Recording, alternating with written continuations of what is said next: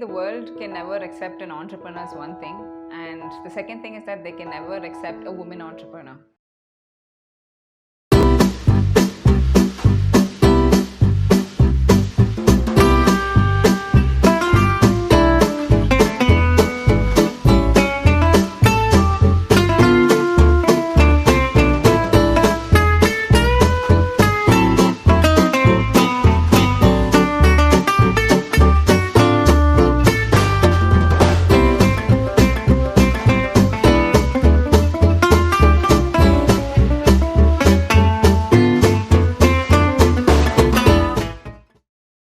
Hello, Namaste, Vanakkam, Sat Sri Akal, Jai Jitendra and Adab, ladies and gentlemen. Welcome to the Coco Times presents Big Banter with Neha Season 1. Confidence देख रहे हो, series नया है, channel नहीं है, थोपड़ा भी नया है, बट अभी से सीजन नंबर कर रहे हैं. Anyways, this is a show wherein we speak with few of the best bakers of town and get inspired from their real life stories. Now, since this is season 1, we begin with home, we begin with hashtag Namachennai Bakers. Our guest for today is someone who officially for the first time brought cakes in a mug to Chennai under the name Mug Cakes. And if you know Mug Cakes, you know who I am talking about. You're right, it's none other than Mrs. Shweta Kishore. Welcome, Shweta. Hi. Hi. How have you been? I'm good. I'm great actually. I'm so glad you came. I'm glad I came. Everybody's glad. Please get comfy. So Shweta, you started out in early 2018 with Mug Cakes, and then a year later in September 2019 you opened your own cafe, and then you added theme cakes, wedding cakes, macarons, and all the hampers, entremets in your menu, to name a few. And you also built a full-fledged commercial kitchen. So it's a tremendous milestone that you have achieved. So what was the reason behind it? Fairness cream or pan masala? Okay, so I actually started the cafe in 2019. So it was actually a big transition because it took a year for me to actually go from working under an asbestos sheet and then working in a full-fledged commercial kitchen in a very comfortable environment, with a proper air conditioner. For cakes, air conditioning and proper environment is very important. So what I was working in 2018 was actually my grandmother's house, which was renovated, and basically it was a very small space. It was around 100 square feet, and I had no staffs at all. I used to wash dishes, I used to clean the whole area, and plus I used to bake my own cakes and frost them and go deliver them to the customers. So One-man army. Yep, and my parents were pretty disappointed because I left my 2-year, software job, which was pretty comfortable, but I wasn't recognized there. Like I felt like all of my marketing ideas and all of the efforts that I was putting in for that company was going to waste because you're just one of the 10,000 people. They're not going to pay attention to what you're saying. Right. So I wanted to create a company of my own and see the company flourish with my marketing ideas. So basically the whole idea of Mug Cakes was because I wanted to market something and then make it huge because I wanted to know how much potential I had in marketing. So basically I didn't have enough cash to hire a baker to do the job and then me getting into marketing. Mm-hmm. So I started baking myself. And that's how a lot of things motivated me actually to get into baking. Let's say failures especially, right. And especially when parents tell you not to do something, you want to do it. so they couldn't watch me washing dishes and selling like half kg cakes per day. I used to sell like a mug on Sundays, that's it. So my sales used to be like 4 mug cakes like per month. Oh. Yeah, 4 mug cakes per month. I used to pay one of these neighbors of mine to come help me out like 5 rupees per mug, and she used to do me a favor. So she would just come in and she's like, I'll do this mug for you. You just pay me 5 rupees. That's enough. So that's very sweet of her. Yeah, very sweet of her. So there are a few people who have motivated me through this whole journey. One of them is my gym trainer, actually, who volunteered to actually deliver mug cakes, on a Sunday. So he used to carry like a bag of 20 mug cakes and just go around the entire city distributing them. So I am really thankful to all of these friends of mine and connections who have believed in me and contributed a whole part of who I am today. And my best friend actually modeled for mug cake shoots. And one of my friends was a videographer and a photographer, so he used to take mug cake launch videos and pictures as well. So all of them did everything for free, and I feel like I owe a large part of the company and who I am to them. And my parents as well, because they invested later on. As I was telling them, that this is becoming successful, I had to make my dad sit down and cry to him and tell him that I'm gonna quit my job. So you have to be supportive of me, and this is not gonna be something where I'm playful at. So I'm really serious at this.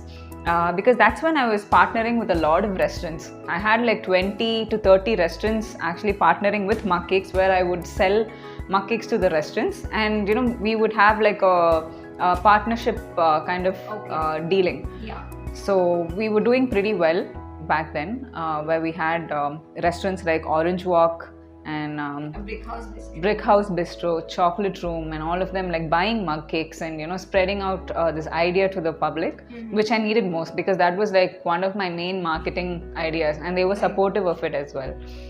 So if I have to contribute this motivation thing to one of my restaurant partners, it would be the owner of Orange Walk. I'd like to especially mention them because they are the ones who gave me a push. They were like, Shweta, mug cakes is a very good idea, but it's not the only idea that you should have. Like, even if you take like Bath and Body Works or all of these brands, they have like a huge spread of products. It's not like you can only have a hand wash soap or a shower gel.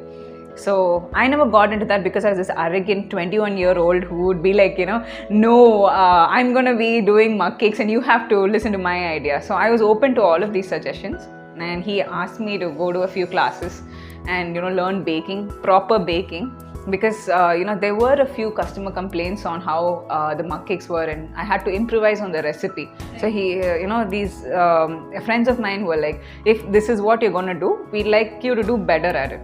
So my fiance was also one of my contributors to mug cakes, because I used to give him like a lot of samples, like, okay, red velvet, taste this, chocolate, taste this, and he'd be like, how many days is this gonna stand? I was like, I don't know, just refrigerate for like 5 days and keep eating a spoon every day, and let me know like when it spoils. Is he healthy? So yeah, he is. I hope. But yeah, so he was the one who was also one of the contributors to mug cakes, and I would sometimes tell him like, I want to quit mug cakes because it's not giving me much profit. I'm selling like a mug per day or probably a mug per week, and this is not how much I make in a software company. And then he'd tell me like, no, this is not how you should go about while starting. This is how it is going to be for everyone. See, Coca-Cola, they sold like 25 bottles a year and they're doing really well now. So you'll have to like market your ideas. My sister used to take a bag of mug cakes to her school and give it out to her friends. He used to take, my fiance, who's my husband right now, he used to take mug cakes to his office and go give it out to people and ask them to taste it, and they were really good reviews. So all of these small contributions is what has made mug cakes transition from a asbestos sheet home kitchen to a commercial kitchen. So if I'd have to talk about what all were the things that contributed for the 365 days, I think I'll have to keep talking. But yeah, somehow I'm here today with you, and I think that's a blessing. I take that as a compliment. You should. So I'm just actually very shocked to learn that there was no fairness cream or pan masala involved. Maybe there was. No, I don't think it was, because I'm going to throw all the stock that I have. I mean, am I allowed to use the F word here? You can be as free as possible. Feminist, yeah. Oh man, that was unexpected.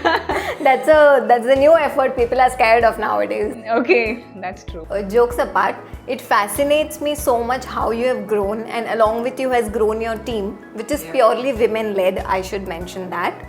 So is there a particular reason that you only employ women in your team? Yeah. So having proper staff is the most important thing about starting a company. They're the ones that are going to define how your company is going to be and what your products are going to look like.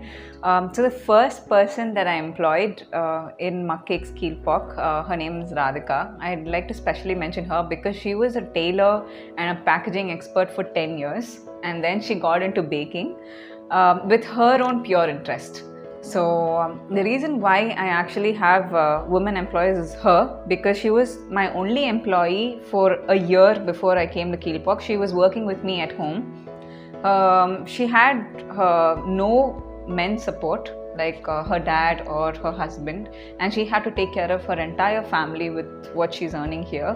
And I figured that not every woman, but 50% of the women who aren't able to afford entrepreneurship would actually work for a company if their family needs financial support. And financial support means taking care of their kids and feeding themselves. So I felt like having a woman in a company actually was a major contributor to the family, a really huge contributor to the family more than men working, because men feel like, I'm not being a feminist, but they feel like it is their duty to earn. But then when a woman comes forward to make money, it doesn't only show their passion, but also their passion for taking care of the family as well. So when I wanted to actually have a proper background check for women that I employ, and like a few women who came in have a lot of difficulties with their family, like divorce, or they're widowed, and their poverty level is really high and they have no other choice. And I could see how that they would want to work because they love their work, and they would want to support their family as well. And also giving off cakes to their kids, and now and then when we have extras also gave me a little bit of happiness on the inside. You feel really nice. Yeah, it was such a heartfelt thing to do. So that's when I set my mind that I want to have women here because they're more dedicated. And when a woman actually works, she not only takes care of work, but she also takes care of the family as well. There are a lot of house chores that you'll have to finish before you come to work. And then baking is not something that you just sit down in an air-conditioned room and then you have your own time. So it's similar to cooking. You'll have to clean and wash and have a physical kind of work experience, and these women were willing to do that. So I was really inspired by that, and with each cake that they make, they keep testing themselves, like have I made it as amazing as the picture? If not, I want to improvise. So they actually motivate each other, and then they don't have like these small fights saying you're better, no I'm better. They keep motivating each other, and they start baking in the kitchen, and I really loved seeing that. So that's why I have a woman empowerment kind of concept in Muckcakes. It's actually great to hear, because after listening to this, all I can think about is how the quote, that behind a successful woman is a tribe of other successful women who have her back, is so true. Yeah. And it just goes with your story. Yeah, and they also motivate me as well, because now that I'm newly married, I used to be single and just ask my mom to pack my lunch and just come off to Muckcakes, but that's not going to happen from now on. So that's when I look at them and I keep telling them that they're my inspiration, and my inspiration starts from my own kitchen. So, yep. So Shweta, you have been in this industry for more than 2 years now. But you were hesitant to adorn a chef coat because you felt that a person need to have a diploma or a degree from some pastry school to deserve wearing that. But you eventually gave up that thought and wore the chef coat in Feb during your masterclass.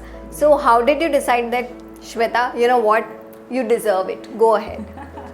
So that took a lot of courage, because I used to undermine myself. Like with each and every product, I would take customer reviews extremely seriously, and I would also think like you're not an engineer without an engineering degree, you're not a doctor without a MBBS degree. So I was thinking like without having training from a proper institute and proper pastry school, I can never be a chef. And I felt like the crowd would also, the world would actually laugh at me when I say I'm a chef. So there was this team from LBB who approached me saying that I have to take a master class to like the crowd in VR Mall, and that's when I thought, okay, maybe I'm maybe I'm good at maybe I'm good at what I do. And plus I could actually see a lot of good reviews that came in from customers, and I could see that I was conducting a lot of workshops and teaching people as well. And my friends and my fiance, who's now my husband, started motivating me, saying you do deserve it because of the cakes that you're making. And that was like a huge thing, because I had people tell me that my product wasn't that good. So I was thinking, if I'm making my own recipes, it means that I would have, the thing to actually wear a chef coat. Like I have the courage now to wear a chef coat. And when I wore it and went on stage, there was a lot of respect. I was still doubting myself, like, if I'm worthy enough to wear a chef coat, because there's so much more in baking that I still have to learn. And I think the learning never stops when it comes to the dessert industry. So, whenever I just hold the chef coat, I just keep thinking if, I'm still worthy of it or not. And when I wear it, I'm just all shy. I'm like, okay, should I wear this or not? But then my brand, is something that's very, something that I really treasure. So I felt like when I wear it, my brand also gets highlighted in it, and it's something that I worked really, really hard for it. So, yeah. Well, you actually deserved it. And would you like to take a moment and say to the camera that, hi, I'm Chef Shweta Kishore. Hi, I'm Chef Shweta Kishore. That felt great. It's like a pat yourself on the back kind of thing. It is. Now, when you actually pat yourself on the back, did you not sanitize in June? Oh yeah, I was down with COVID, and back then it was a major news. Yep, back in June, yes. So when I realized that I got it, I started isolating myself away from my staffs and everyone else, and we had Mug Cakes closed for a while because we didn't want to continue with business as soon as I was affected. And a lot of my customers were actually coming in and asking me if, are you sure the cake that I had doesn't have corona? So there's a lot of, buzz around me being affected. But it was like, a normal experience, not like as though they portray it in the news, because the death rate is actually very less. But then we'll have to be safe so that our older generations aren't affected, right? Because that's what affects their lungs more. So it wasn't that bad of an experience, but it was okay. So it was like virus came and you were like yeah. So it's good that now you're fit as a fiddle though. Yep. And you got married in September. So Shweta, you have always been vocal about how beautiful your love story is, but you have never ever mentioned your story as such. Caught me there. So please tell us today at least. Yep. So we actually met at an NGO. It's called You and I. So we were there. We were teaching there. You and I. Yeah. We were teaching English for orphan kids on Sundays. So he was already there for like 8 to 9 months, but I was a new joinee. He entered the wrong class, where right class? The right class, actually. It was orientation time, and then he just stepped in, and he tells me that as soon as he entered, he saw me wear black and black, and then he was like, oh my god, I have to marry her. It was love at first sight for him. But then it took some time for me, so he used to like sneak into my DM, and he used to send me random links like this is a teaching link for a teacher and all that, and then I'd be like, okay, who is this random person messaging me? That was flirt. Yeah. And then we had a lot in common. Like he loved shopping, and he was social as well. He was jovial as well. We had a lot of similarities. Like I liked what he liked. Let's say in terms of ambition and adventure as well. He wanted to travel. I wanted to travel too. He wanted me to start a company on my own. He wanted to start one as well. So, with a lot of similarities and a lot of understanding, I fell for him eventually, because I used to get a lot of gifts and a lot of romantic gestures, say lighting candles for me now and then, and sending flowers to my workplace and giving me cupcakes on Valentine's Day. Guitars played. Guitar. Yeah, so all of that was there, and I really appreciate efforts taken by someone, and someone who's really serious about the relationship. So that's when I thought, okay, I like this person a lot because he's just like me, and he was a very kind soul as well. He had lost both his parents, which is a very sad thing. I'm sorry to hear that. Yeah, so which is very recent. So yeah, so I was thinking, this person is for me because I felt like he was the one in a lot of ways. If I had told him that I liked a certain thing and I couldn't get it, he would get the same thing for me without telling him that this is what I like. So I felt like he was the perfect match. And fast forwarding to when he proposed, so we went. See the glow in your face.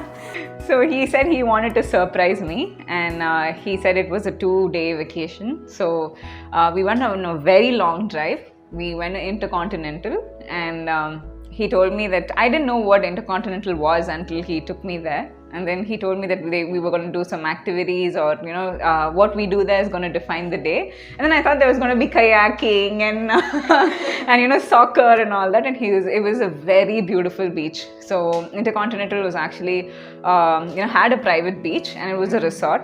So he was all dressed up in a suit, and he had the ring in his pocket. Let's play and so he asked me to wait in a room. So the room was all yellow, and then it was like yellow is my favorite color, by the way. So I thought it was gonna be a proper proposal. I had predicted the proposal the previous day and called up my friend and told her that hey, listen, I think this guy really likes me, so I'm gonna propose before him. So I know.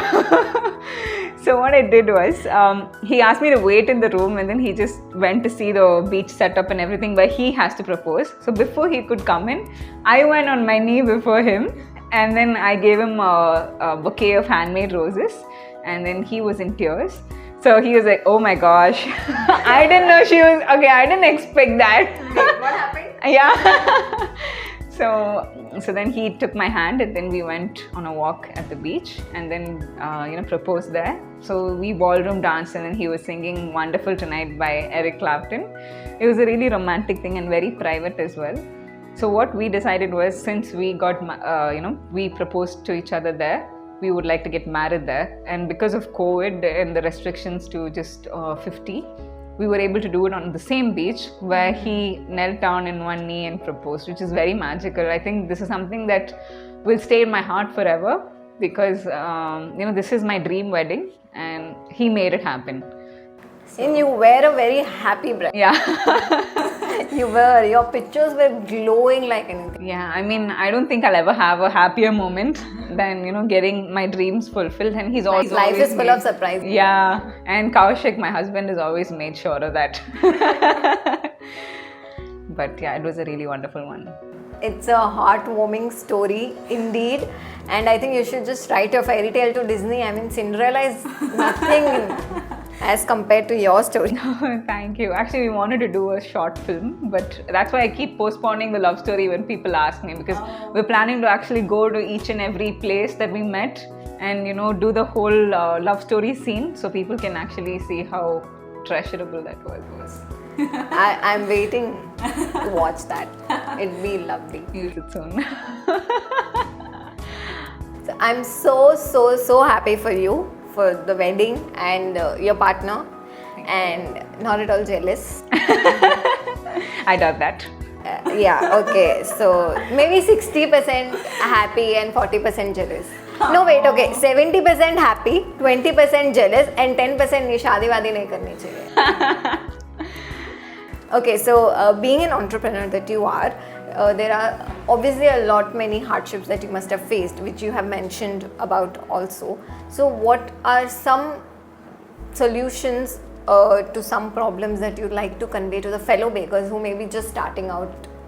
So basically, the world can never accept an entrepreneur as one thing, and the second thing is that they can never accept a woman entrepreneur. So they're gonna say you cannot do it because you'll start a family. You cannot do it because you're gonna have kids, and you cannot do it because it's all physical work. I've carried like 20 to 30 kgs of flour on my back, and I've gone up 2 floors, and I still have women who carry water cans if there's no men support. And it's not only about the physical work, but people are gonna put you down when it comes to finance as well. They're gonna say a woman is gonna be dumb enough to not handle her own finances, so she's gonna be dumb enough to not know how to make accounts and all of that. So that is like a set of people who will always be on your back telling you that you cannot do it. I've had family shouting from the balcony saying that I'm a baker. So he would insultingly just say, haha, there's a baker going on the road. So there's going to be a lot of people who would laugh on everything your face. Is piercing in my heart. It's I felt everything. Yeah. And plus, it was running in the family, and it was there, from other people who were not my friends, because my friends were very supportive with the whole thing. I even remember when I was working in my software company, my boss would say, choose this or that, and if you choose the software company, you're going to be traveling the world, you're going to be going and giving seminars, but as a baker you're going to be washing dishes and cleaning all of this, and you're going to be selling it's just cake. Like, how do you expect buying a Benz with just cake? And those are the kind of people that you should actually take as who are encouragers and who are actually supporters for you to grow big. And we are actually planning to open a few franchisees as well. So I feel like every time we go a step higher, we're actually proving to these people that you are. Yeah. I don't want to say this, but it's yeah. I just hope they're not watching though. I think they should watch be. This, yeah, exactly. And it's not just monetary success that you have, but also the fact that women can become entrepreneurs and they can balance life. And all that men would do in certain families is just earn and come back. But then we have a lot more responsibility than that. And being newly married, I think I'll have to balance both. And I have been encouraged by a lot of other women entrepreneurs who have families as well, who would be huge motivators for this. And so there are going to be people who will tell you that you cannot do it, and you'll also have a lot of failures. If you're a baker watching this, you would have failed recipes. You wouldn't be able to get a certain sale done right, or you would just be selling 1/2 kg cake per day like I used to. But then if you just believe in yourself, nobody else has to believe in yourself, only you could achieve greater heights than you ever imagined. I am also taking that advice. Thank you so much. You are truly and wholly an inspiration to everybody out there, to encourage everyone to take risks and follow your passion and be successful as much as you are. So thank you so much for such a delightful conversation. Thank you, Neha. This means a lot to me, and I just hope that we as women entrepreneurs reach greater heights than we are. We will. So now let's move on to the rapid fire round. Yeah, done. Welcome to the rapid fire round, guys. So there's just 2 rules to it. You have to be honest and be fast. Okay. So let's start. Okay. Your go-to baker buddy. Tangerines by Divya Nenan. Your least favorite cuisine. Chinese. I love it. Next thing on your bucket list. Helicopter ride. Craziest thing you've ever done. Getting married on a beach. And advice you'd give to your younger self. Just be who you are, and just get motivated with every single failure that you have, and never give up. A book you can read 1,000 times. I'm not a book person, but Dan Brown's. One thing you're most scared of. Lizards. Give me jeepers. Your guilty pleasure. Brownies, chocolates. It's just obvious. It is. Choose to your liking. Rainy mornings or rainy evenings? Oh my god. Both actually, but rainy evenings. Like I have this windowsill in my house where I just wanna, sit down and watch the rain. So I'm such a rain person. Gifts or cards? Gifts. Black tea or black coffee? Black coffee. Skydiving or scuba diving? Oh my god, skydiving for sure. I've done scuba diving, but I bet the skydiving is gonna be better. That's on my bucket list as well. What term do you relate yourself with to the most? Artist or baker or entrepreneur? Entrepreneur. If you were to win a lottery worth $10 billion, what would be the first thing you'd buy? That's a hard question, but I think I want a private jet. शुरुआत में. So if you could star in a TV sitcom, which one would it be? Friends, because it makes people happy. And who Would I be? Yeah. Rachel. She's the fun character. So Ross is there already. So have people already started with? My husband actually wants to be Chandler and Monica. Every time I tell him we're like Ross and Rachel, he'll be like, no, I want to be Chandler and Monica. Me too. That was a fun rapid fire round. Now let's move on to the game round. Okay. Welcome to the game round, guys. Today's game is called What? Because player A gets to put on their headphones with the highest volume possible and have to guess what the other player is lip syncing. Ready? We'll start. So let's see who plays first. Yeah. We'll do stone, paper, scissors. Yeah, done. Stone, paper, scissors. Oh man. Okay, I'm ready. So I'll pick one.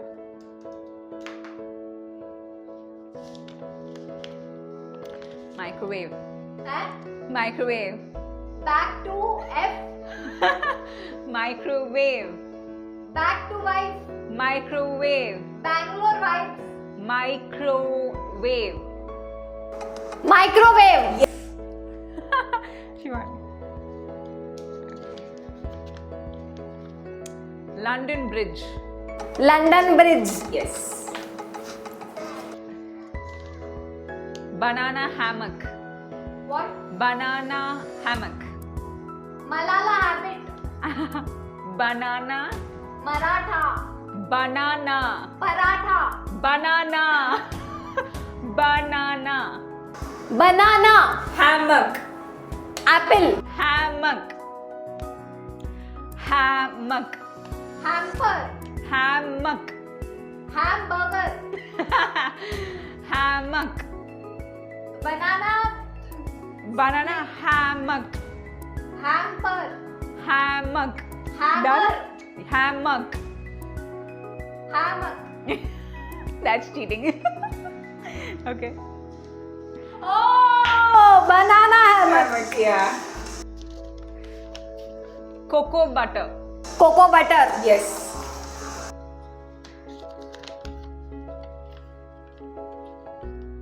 Vanilla essence. Vanilla essence.